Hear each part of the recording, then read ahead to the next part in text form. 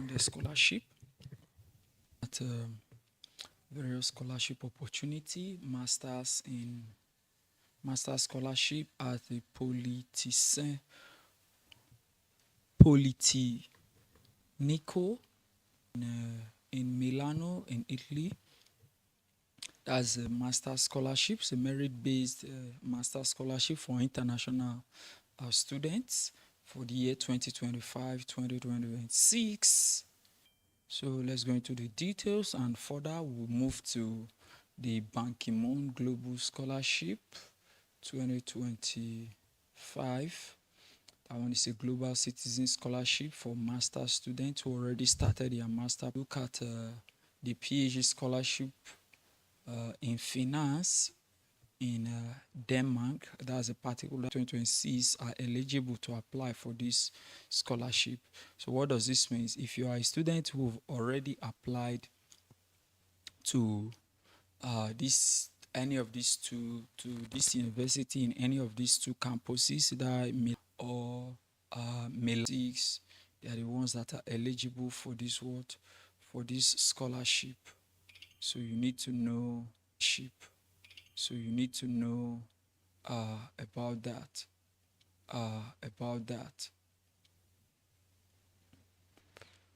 Okay, let's proceed further.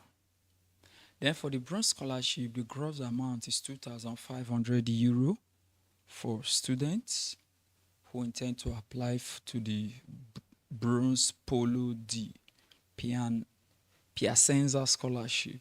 €2,500, that's a gross amount. Then for the silver Polo di Cremona, that particular scholarship is just a tuition fee waiver, which that the students are assigned for. It said all international students who apply for the first year of Masters of Science taught in English on Cremona Liceo Mantova or Piacenza campus for the academic year 2025-2026 are eligible to apply for this scholarship. Okay, so that's for the various categories and the coverage amount. So let's now look at how to apply. It said only students who have applied to their first year of a Master of Science program in English paying the application fee are eligible to apply for this merit-based international scholarship. Can be submitted through the Politecnico di Milano online services.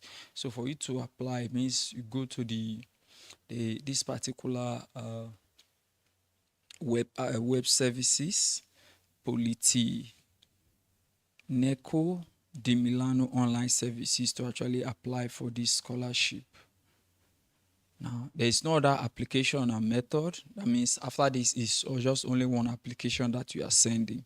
It said no other method of application will be accepted under penalty of disqualification. It's a benefit of okay, so let's go further.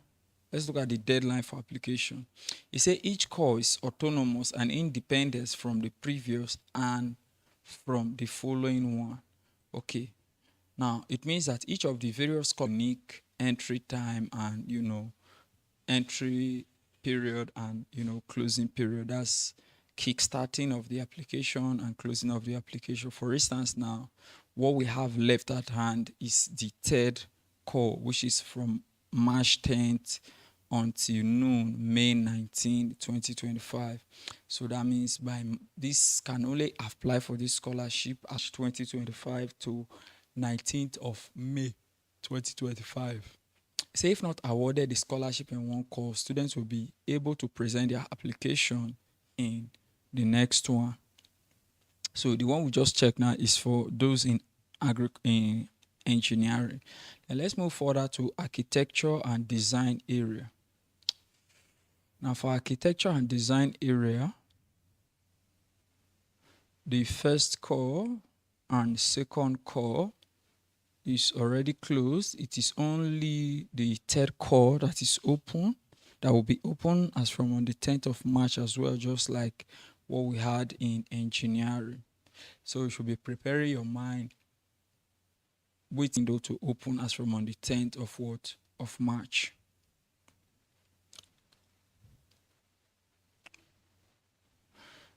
Then number 4, section 4 of this particular notification for the scholarship age, prioritizing the youngest candidates in case of equivalence of the above mentioned requirements. So you see what's there, that your nomination is very, very what? Very, very important. They give preference, or they give consideration to age, nationality, race, and gender. So, notification of outcome. It said the outcome of the following process is communicated within 2 months from each course closing date to the email address following provided by the recipient to Politecnico di Milano. So that means you'll be emailed the outcome of your scholarship. Then acceptance. Say in order to accept the scholarship, the recipients are required to follow the instruction provided by the Student Affairs Unit by email and to pay an administrative fee of approximately €170 by the deadline in the specified email. So for you to receive the scholarship, after you've been awarded, there is an acceptance fee of €170 that you need to pay. So by the time you see it that maybe you've been awarded a scholarship at this university and you are requested to be surprised, is part of their policy. It's part of their scholarship acceptance policy.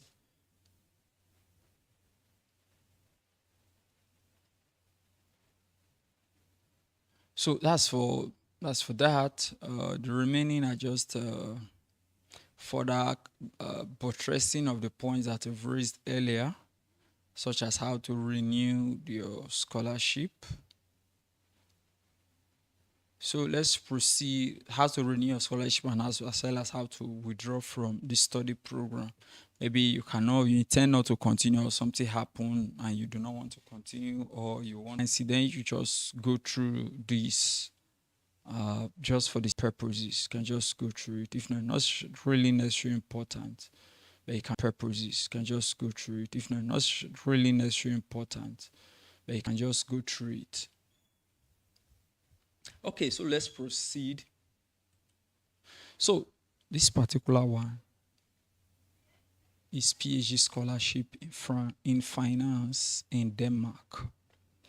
So the Department of Finance at the Copenhagen Business School invites applicants for PhD scholarship in finance, both traditional 3-year PhD scheme and under 4+4 PhD scheme. Several scholarships are potentially available within any area of finance, including scholarship within special focus.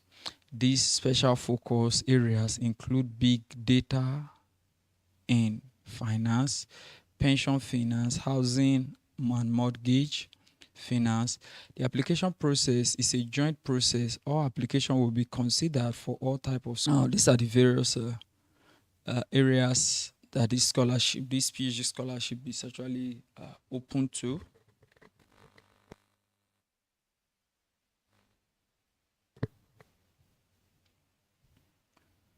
We have PhD in financial market, PhD in securities pricing, PhD in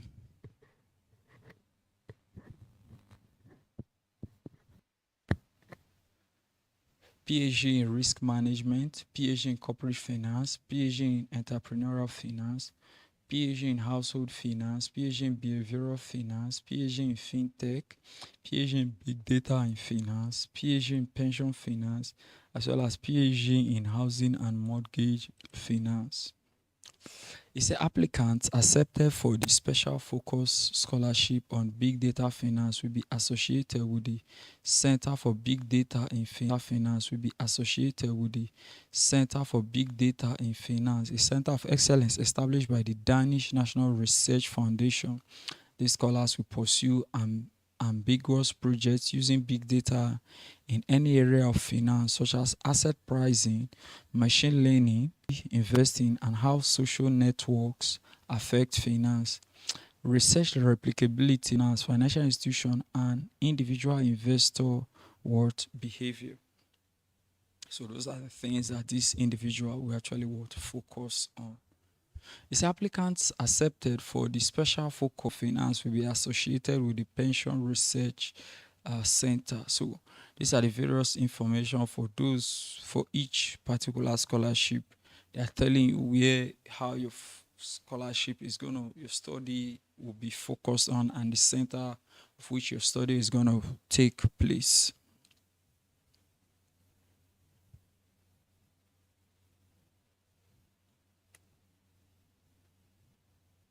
Okay, so employment and salary. Say a PhD scholarship runs for a period of 3 years and includes teaching obligations corresponding to 416. The scholarships are fully salaried positions according to the National Danish Collective Agreement.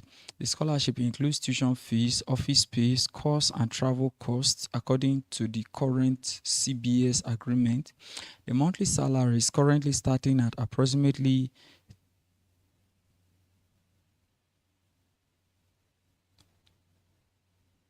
28,993 Danish kroner to 35,015 Danish kroner, depending on seniority. Includes an additional pension contributory total of 17.1.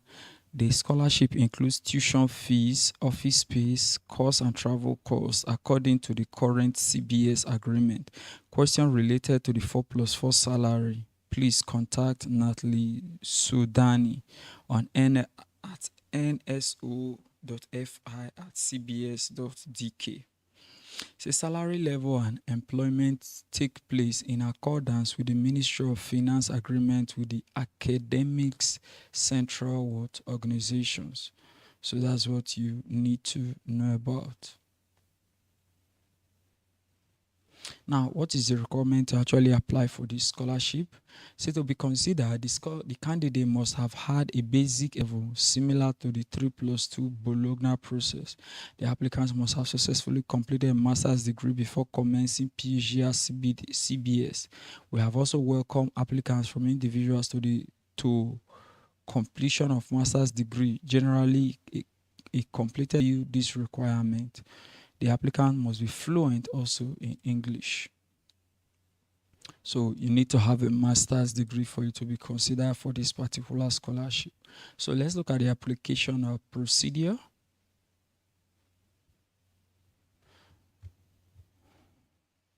Number 1, this application, see link below, must include a 5-page project description. 1, a presentation of an original research question. 3, a description of the initial theoretical framework method. 3, a presentation of proposed empirical material. 4, a work plan for the 3 years. So this is the link where we find all of such as regarding admission, bachelor and master's degree at an equivalent level, as well as grade transcript. That means your bachelor degree transcript as well as your master's degree transcript, they will be needed here. Then a committee expects to conduct a shortlisting of applicants to be assessed by the assessment committee. All applicants will be notified of their status in the recruitment process shortly after the application deadline. Applicants selected for assessment will be notified about the composition of the assessment committee and be tailored towards the sustainable development. The sustainable development goal, the 18 sustainable development goals. You understand? So, like my own study at the moment is actually in line with disease prevention through lifestyle and zero drugs. So that's what my own particular study actually entails. So if you are interested, these are things you do. Your personal details will be needed, your professional details such as your academic titles, name of organization, then SDG micro project information titles, your issues, titles, issues, SDG tackle, general process and implementation. Then your motivation statement, a portrait picture of yourself, an introduction video of yourself, maximum 30 seconds, MP4 or MOV format, your CV, and a project outline of your SDG micro project idea. So you always be able to save your information form as a strong dedication to SDGs and ideals of global citizenship. Applicant must have a minimum of English language B2 level using European what standard.